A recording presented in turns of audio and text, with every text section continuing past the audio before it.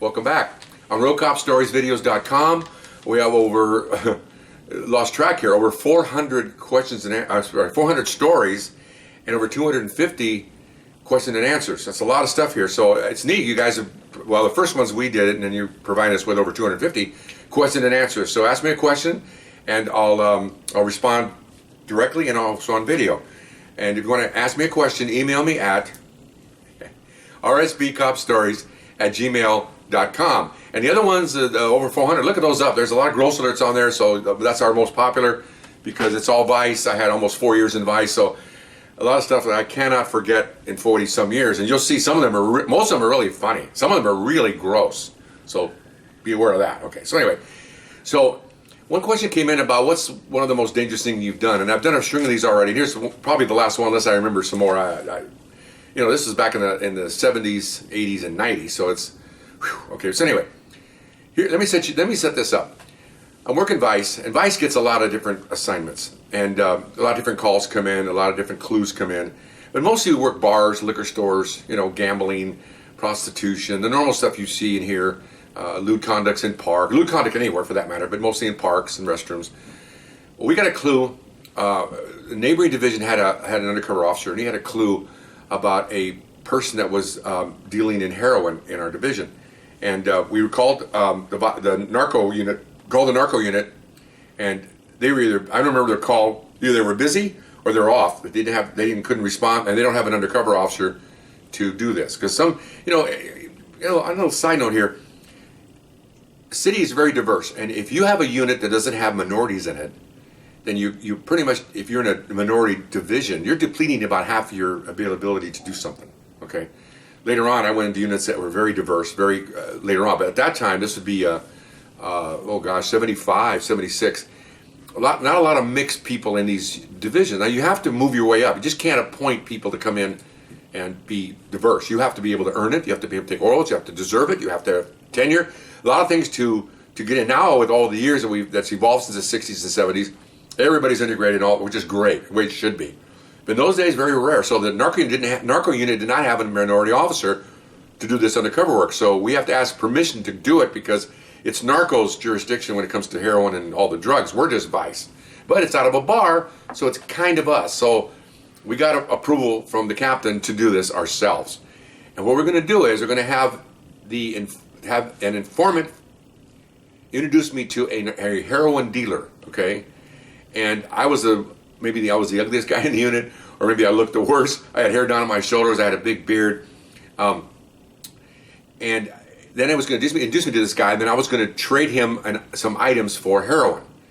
That was the plan. In the meantime, we're going to have a couple of guys in the bar cover me, and then I was going to be wired with a wire, and so a motorhome outside was going to listen to the conversation. Then we're going to go into the parking lot and hopefully do the exchange, and then once it's complete, then I was going to give a verbal and a hand signal, and the cavalry was going to swoop down and take him into custody, and it was going to be over. Okay, again, you think it's pretty simple. Doesn't go that way, okay? It does not, okay?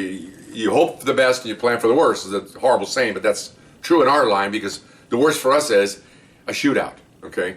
The worst somebody in IBM would be maybe they missed a fact sheet or, you know, lost a tool or something, but this is some serious business here. Okay, so anyway, so we had some boys downtown come down because they have the fancy van, the motorhome with all the wires in it and they came down to the station and I'd been working Vice now out of patrol for a while, drinking a little bit, eating too many burritos, so I had a little pot belly on me, and I wasn't shaped very well, okay? Well, I wasn't shaped very well to begin with, but this didn't help any. So I got my shirt off and trying to put on this wire, and of course one of the smart experts from downtown is going, oh wow, how does a coroner know you're walking around with a body like that? And everybody's laughing, you know, okay, fine, that's pretty funny on my expense, that's fine. I looked at him, whatever, you know, because he's an office guy sitting in a van, and I'm the guy that's going to do the work, so I just ignore these people that don't amount to much, okay? I'm only concerned about my 3 other partners and my assignment at this time. I'm nervous anyway. So, a lot of moving parts here. Prior to that, I went downtown to burglary, the big boys that work burglary division. They work burglary, the big burglaries, celebrities, rich people burglaries. And I went down there and asked the lieutenant, could I check out a couple of typewriters? Now, in those days, they were called IBM Selectronic typewriters. And my friend over here is nodding his head. You know, big monsters, electric, state of the art. I think it had a little ball that flips around to type with, not the old, yeah. So two of those, one of those days are pretty expensive. Okay, well we had a couple that they had seized in an arrest, and they forfeited, and they were going to use them as props. So he kept saying, well, sure, I get him back. Oh, sure, I don't know. I'm assuring him we're going to get it back. Give him back to him. I have no idea how this is going to go. I've never done this before. I've been undercover, but not this kind of serious undercover. You got chicken winos, working prostitutes. I mean, that's normal undercover, but not as inherently as dangerous as what I'm going to do here. Okay, that's pretty mundane stuff. Chasing a juvenile out of a liquor store, you got a bottle of booze. I mean, come on. Okay, it's police work, but very low on the danger scale. Okay, so I assured him we're going to bring him back. Okay, okay, you'll see what happens here. Okay, so fine. So we get that at station. So I'm getting wired and all this stuff. I'm getting nervous. Okay, one girl comes in that's she's a cosmetologist. Is that the right word? And she does makeup. So she came in and put hollowed eyes on me, drew some scars back here, put some marks on my arms. Looked like I was a heroin addict. I put over my veins. Like believe it or not, she used a fine tip felt marker and put a couple of dots, and then she put black around it. It looked pretty good. It looked like it was heroin injection wounds. Very good. Because we don't know what this guy's going to look at. He could look at me, look me over. We don't know what he's going to look at. Okay, so we're doing a little Hollywood here, as best as we could as amateurs. Nowadays, I hear they even hire makeup people from studios to come out and put makeup on these officers. Okay, no, at that time we had a budget of like $90 a month to buy booze, in bars. Or that much money. Okay, so anyway, so we're all set. Mr. Smarty Mouth, the expert, goes down and parks his motorhome in the parking lot. My guy set up. We heard he was also this guy that deals heroin and deals in prostitutes. So we had a room nearby, a hotel room. So in case he deals with prostitutes, we'll send the women in there, and my guys will arrest them, and we'll do a lot of multiple things here. Okay, fine. So go to the bar. I'm in there. I see my partners over there at the counter, at the bar counter, watching me. I'm waiting for the informant to come in. He comes in. We're talking. Then here comes a guy that comes in. And I'm going to give his name. I'm going to give a name that they named him only because it's a phony name. They named him Jitterbug George was the suspect's name. They even made me a plaque when I retired that showed me carrying a typewriter and Jitterbug George dancing and stuff. I mean, I won't show you the plaque, but it's pretty funny. When you leave, they make you a plaque in one of your significant cases, and you can take it with you. And I've had it since 76, 75. Anyway, I can show my friends here when I get down. It's pretty good. So here he comes. So we're talking. He's looking me over. I know he's looking me over, and I'm dressed just like a heroin addict. I got Pendleton jacket, a shirt on, white T-shirt, khaki pants. I got sandals. I made sure I had socks with holes in them.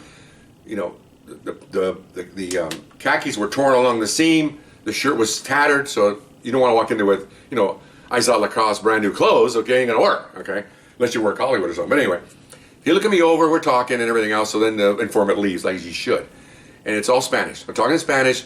So he tells me, I tell him what I need. I didn't really tell him exactly because it's entrapment. I can't say, sell me some heroin. You can't do that. Okay, I don't know if you can do it now, but you couldn't do it then. I said I have some needs, and I need some stuff. I need it. I'm like this. Well, that's what heroin addicts do, because I used to arrest heroin addicts. They get cold, they get shivers.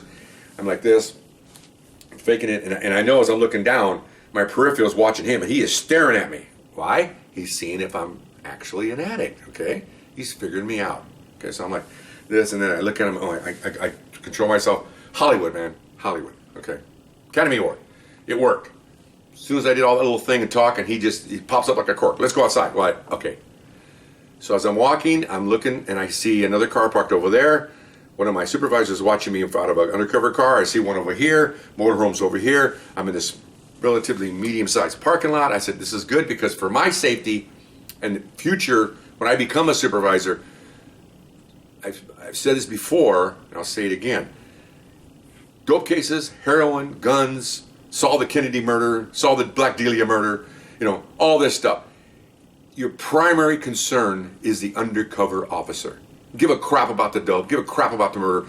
You cannot allow your asset, an officer, to be hurt or killed because of an investigation. No, nothing's that important, especially in our level. I mean, CIA, FBI, they do really dangerous covert stuff, and they probably accept a certain risk, but we don't. Unacceptable. Okay, so anyway. So I'm talking, and I have a beat up car. I bought a car from a company that sells Rex cars. And so I'm over at that car, we're talking. And finally he says, how many balloons do you need? Okay, balloons is balloons of heroin. They put a gram and a half in a balloon. They, put it on itself. You know what I mean? They spin it, then they put the rubber over it. They put the rubber over it. So by the time you get done, it's about that big around, about the size of a nickel. Okay, balloons. They keep them in that for a lot of reasons. If cops come, they swallow them, then they retrieve them a few days later. Gross, but okay. Plus, it's watertight if you think about it. Okay, so anyway, they can deal them and you can hold them in their hand. A lot of ways with balloons, they can stick them in their waistband, in their underwear, all kinds of stuff. Okay, so I said, I need 4. Okay, he goes, okay, what do you got? So I opened the trunk of the car. We got cameras rolling. These old days with video cameras in the van. Nowadays they probably have the wire of the camera on the officer. Open the trunk. He sees those typewriters, and he's thinking, I can fence this like that because they're very expensive. They're excellent. He goes, okay, put them in my car. Okay, so I walk over, make sure the camera can see me. Walking like this. No, just walking normal, nice and slow. Put it in his trunk of his car. Close the lid. And he goes, okay, I'm going to go get the stuff. And I said, okay. And that's all he said. So he gets in his car and he backs out. Well, I roll to my car. I back out and I'm going to follow him because I want to see where he's going. And I figure I got a couple of surveillance cars with me. I've got the motorhome with me. My other 2 partners are going to eventually come out and join the surveillance. So I've got a lot of people trailing to follow this thing. So I figured I'm not alone. This will be cool. Okay. That inherently was dangerous anyway, but it's not what's coming up. Okay. So I follow him, and no, I'm sorry, I back up. Let me back up. There's so many. It's so far back. He told me to follow him. I back up because later on he's going to tell me not to. I'm sorry, I'm old. My mind's going 50 miles an hour here. So I follow him. We go to another part of the city, not very far away, up in the hills there. He pulls in front of a house, and I get out, and I'm thinking the whole time, I'm looking for the van. I don't see the motorhome, but I figure there's 4 other cars out here. I'm sure they're with me. No. You assume things. What's the first word of assume? Okay. You make an ASS of yourself. I figured they were with me. I had the wire. They're following me. He's pointing me to go into a house. We're not supposed to go into a house, but I've got people with me. I figure once I go in, they're going to be outside because they're undercover too. They got plain clothes covering me. What happened was Mr. Smart Pants lost me on the wire and the wire went dead. So when we pulled out of the parking lot, he was supposed to tell the other units that I'm mobile, and one of my sergeants missed it coming out. It's just a lot of things that did not click that should have. And I learned from this later on when I went undercover with major narcotics, and when I became a supervisor, that's unacceptable. Completely unacceptable. Think back now, I got chills thinking about it. I'm here talking to you. Apparently I'm okay. Okay, so now they lost me. I didn't know at the time, but my supervisor, a really nice guy in Vice, and he had an assistant sergeant, he was going ballistic. He was yelling in the radio. And he does not swear. So he was doing every kind of word he can think of without swearing. He's a religious person. You better find him. I mean, he is upset as heck. Say knows who I'm talking about. And so he's got black and whites. And, anyway. So we'll continue on here. And so he's got units, he called from his black and whites. They're looking for me on the major streets. They're checking all the parking lots. He's got 7 or 8 units looking for me, along with 4 of them, trying to find me. Because Mr. Smarty Pants didn't do his job and should have picked me up. I blame him for this. Okay, so anyway. Well, I'll tell you right now, if I had been a supervisor and this happened to me, that guy would have had a part of his butt chunked out. And I would have called his supervisor. I would have made a big deal about this. Okay, but anyway. So, I'm walking up to the house. I have my gun in my waistband. I have the shirt outside. Had a little flatter stomach then, but anyway. So the whole time I'm thinking, okay, as I'm walking up, it hit me. I'm going to be alone here in this house. So I got to be aware of what's going on around me and not let anybody get behind me. And I might have to shoot my way out of here. Okay, I've only got a 5-shot gun. So I got to make each bullet count. I don't carry loads because if the guy wants to search me, I can put my arm over my waistband and complain. But if he finds a wad of bullets in my pocket, he might think I'm a cop or he may even shoot me. I don't know. So I go into the house. I'm by the front door. I'm kind of hunched over a little bit because I'm too tall anyway. So I'm kind of hunched over and I'm looking. I'm giving the look like, I'm Hollywood again. I'm looking at the door. I'm paranoid. That's what addicts are. I'm doing like this. Every time I go by my waistband, I'm making sure the butt of the gun, I can feel it. And I'm looking like this and look at the door. And he's looking at me like, this guy's, for real here, real deal. So he goes in another room. As he goes into the room, a lady pops out. Okay, these people are probably in their 50s. She's standing there and she's got a gun in her hand. Okay, she's got a sweater draped over and she's standing like this, not pointing at me, I'm over here. She's just standing there with the gun. And I go, what are you doing? He goes, well, I'll make sure that you're not going to rob us. I said, no, man, come on. I started doing, come on. I mean, I go through the whole, like I'm I don't know what you would call it, paranoid. I'm crying almost. I'm pleading because, again, they sell heroin, so they know what addicts look like. I want to make sure, because I work with addicts, I look exactly what they expected, and I did. Okay, I'm almost on the floor. I'm hunched over. I'm feeling from and I'm thinking the whole time, okay, I'll tell you right now, this is what I'm thinking. I'm leaning over. I got my shirt up a little bit, and I'm thinking, okay, the first shot, I'm going to shoot her in the head, and the second shot, I'm shooting him in the head. The first time I move, I'm going to move right towards her. It's going to take her half a second to realize I'm coming at her, and then she brings the gun up. I'm thinking this right now. I'm talking to you. This is what I'm thinking. I'm going to get as close as I can to get her because my gun barrel is only this long. It's a 2-inch barrel. From me to the camera, it's about the effective range. After that, the bullet kind of goes, because it's not, the longer the barrel, the more accurate the shot, okay? So I'm thinking this the whole time. And we've had, get off on here, we've had training days and shooting days and working vice. We even took off to have a special vice shooting day. How to take the gun out of your waistband, out of your pocket, how to load in the dark, how to, on the ground, shooting up, shooting down. So this is what I'm thinking, and I'll tell you how fast it was. It was like, I'm going to move forward, I'm going to shoot her in the head, I'm going to shoot him in a second. I mean, that's how fast it was. Because I don't know what's going to happen here. The clock's ticking off. And so is our clock. Okay? So I'm going to have to cut this, and I'll come back for the second part of this. And thank you so much. Bye-bye.